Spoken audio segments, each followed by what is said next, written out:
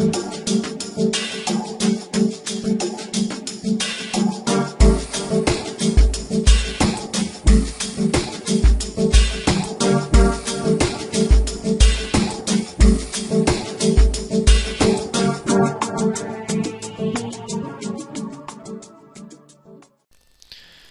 everyone, this is Dan Hussey from ElliotWaveForecast.com.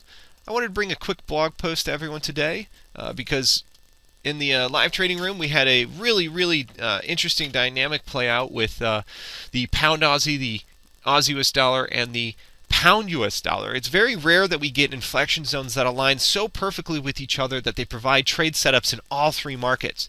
And an idea that we'll bring and continue to bring to you the rest of the week is that the pound Aussie has now traded in a three-wave structure back into inflection zones. And this 100% equal legs inflection zone coupled with our 50% inflection zone from the 201.50 to the 201.30 area has provided us with a reactionary trade up into first targets. So we use a 1-to-1 risk-reward ratio for scalpers. The reaction from the inflection zone back to first targets is also where we take half off if you're more of a swing trader. But three waves back into this inflection zone have provided a first target free trade.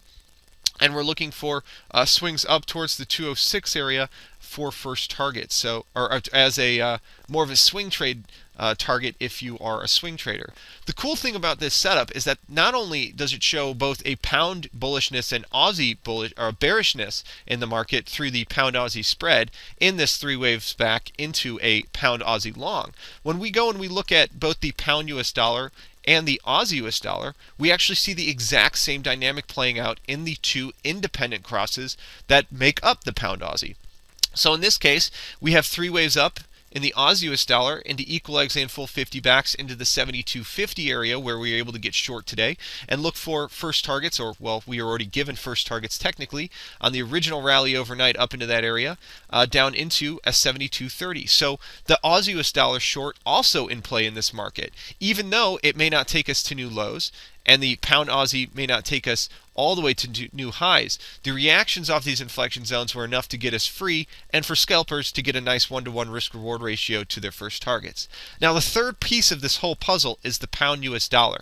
And interestingly enough, even through the volatility we saw in overnight price action, this was still a large three-wave structure down into equal legs into the 145.70s and into the original 50% inflection zone into the 145.90s, which is actually where we got long yesterday off the pound US dollar and free in a setup that occurred way before these other dynamics happened. So even after a retest of new lows and a breakdown of the pound US dollar overnight, all it did was drive the pound Aussie into its long, start a bottoming process potentially for the pound in general, and found a high for the Aussie US dollar here into trading and into maybe the start of June.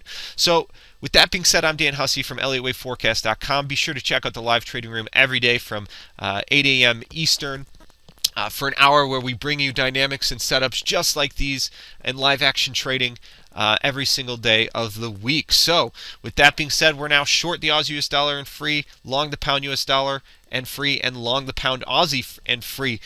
Basically the same trades, just taken two different ways. So have a great day, everybody, and we'll be back with you all tomorrow and as price action develops. Take care.